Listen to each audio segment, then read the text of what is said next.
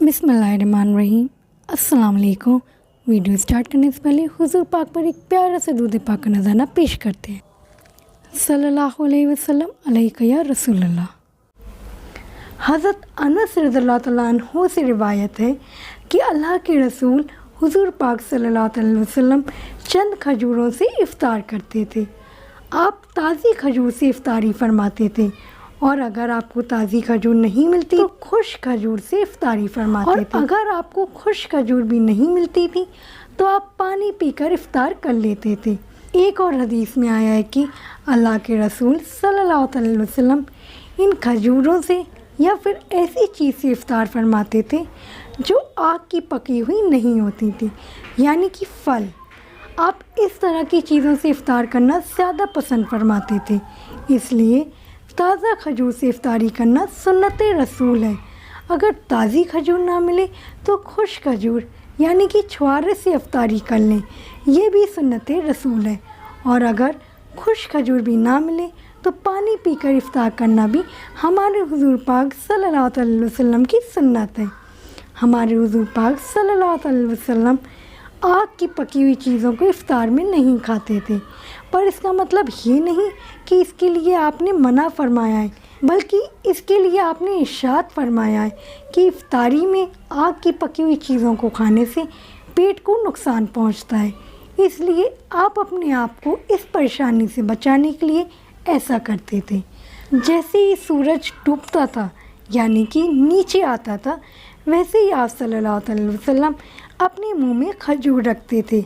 आप सल्लल्लाहु अलैहि वसल्लम ऐसा इसलिए करते थे ताकि उनकी उम्मत पर भूख का वक्त कम से कम आए। अब बात करते हैं कि आप सल्लल्लाहु अलैहि वसल्लम की सहरी की। तो आप सल्लल्लाहु अलैहि वसल्लम जब सहरी खाते थे तो बिल्कुल आखिरी वक्त में खाते थे। इधर हज़रत बिलाल रज़ियल्लाहु तआला अन्हु अज़ान दे रहे होते थे और उधर हुजूर पाक सल्लल्लाहु अलैहि वसल्लम सहरी का आखिरी निवाला खा रहे होते थे। एक मर्तबा अल्लाह के रसूल सल्लल्लाहु अलैहि वसल्लम सहरी के वक्त में बकरे की सीरी खा रहे थे। हज़रत अली रज़ियल्लाहु तआला अन्हु भी आपके साथ मौजूद थे। इतने में हज़रत बिलाल रज़ियल्लाहु तआला अन्हु आए और अर्ज़ किया, या रसूल अल्लाह, सहरी का वक्त ख़त्म हो गया है, मैं अज़ान देने जा रहा हूँ, आप बड़ा ही मेहरबानी खाना पीना बंद करें।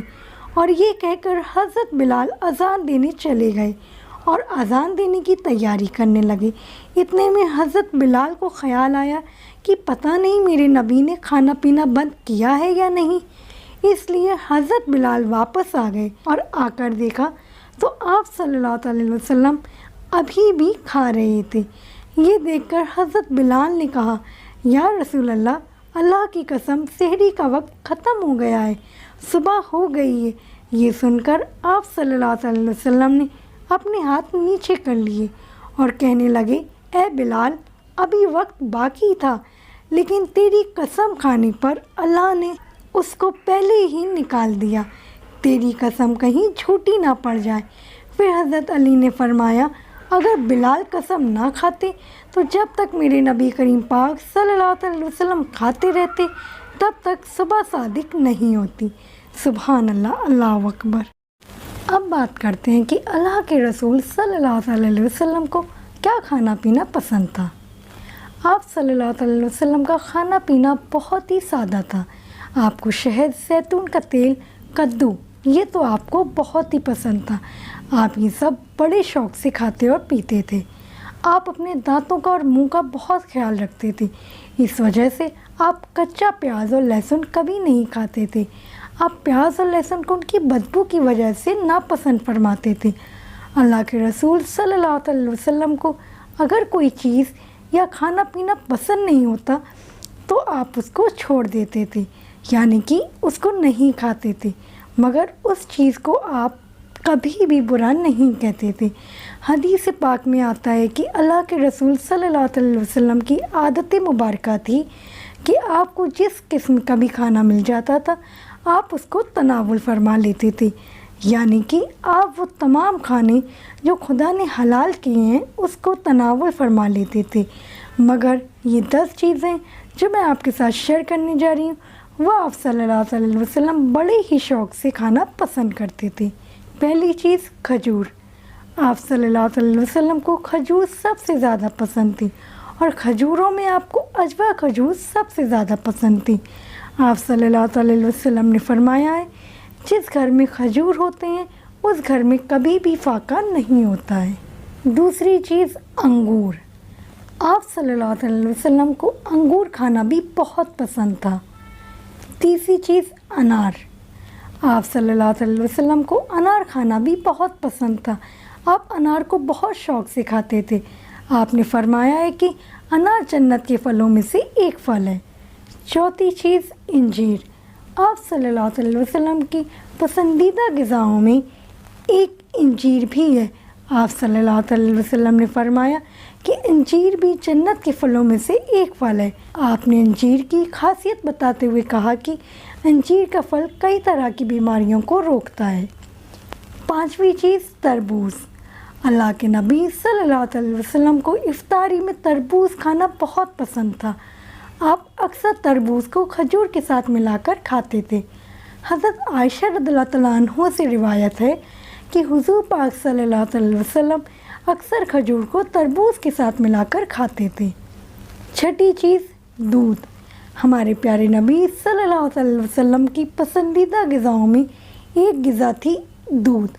آپ کو دودھ بہت زیادہ پسند تھا۔ آپ اکثر گائے اور بکری کا دودھ استعمال کرتے تھے۔ آپ دودھ میں پانی ملا کر پینا پسند کرتے تھے۔ ساتویں چیز شہد۔ اللہ کے رسول صلی اللہ علیہ وسلم کو شہد بھی بہت زیادہ پسند تھا۔ آپ اکثر شہد کا استعمال کرتے تھے اور قرآن پاک میں بھی شہد کا ذکر آیا ہے۔ آٹھویں چیز گوشت۔ آپ صلی اللہ علیہ وسلم کو گوشت کھانا بھی بہت پسند تھا۔ آپ صلی اللہ علیہ وسلم نے فرمایا ہے کہ دنیا اور جنت دونوں جگہ میں سب کھانوں کا سرتاج گوشت ہوگا۔ آپ شوربے والے گوشت کو کھانا زیادہ پسند فرماتے تھے۔ حدیثوں میں آیا ہے کہ اللہ کے رسول صلی اللہ علیہ وسلم شوربے والے اور بھنے ہوئے گوشت کو زیادہ شوق سے تناول فرماتے تھے۔ آپ کو بکرا، بکری، اونٹ اور دمبا ان کا گوشت بہت زیادہ پسند تھا۔ نویں چیز جو کی روٹی۔ اللہ کے رسول صلی اللہ علیہ وسلم کو جو کی روٹی بھی بہت زیادہ پسند تھی۔ آپ اکثر جو کی روٹی کھانا پسند کرتے تھے اور بغیر چھانے ہوئے آٹے کی موٹی روٹی تناول فرماتے تھے۔ 10ویں چیز چاول۔ آپ صلی اللہ علیہ وسلم کو چاول کھانا بھی بہت پسند تھا۔ آپ صلی اللہ علیہ وسلم نے فرمایا کہ اللہ نے چاول کے دانوں میں بہت برکت رکھی ہوئی ہے۔ آپ کو میرا پیارے نبی صلی اللہ علیہ وسلم کا چھوٹا سا پیارا سا واقعہ کیسا لگا مجھے کامنٹس میں ضرور بتائیں۔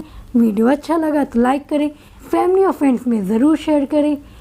مزید اور اسی طرح کی اسلامک جانکاری حاصل کرنے کے لیے میرے چینل کو پلیز سبسکرائب کریں۔ فی امان اللہ، اللہ حافظ۔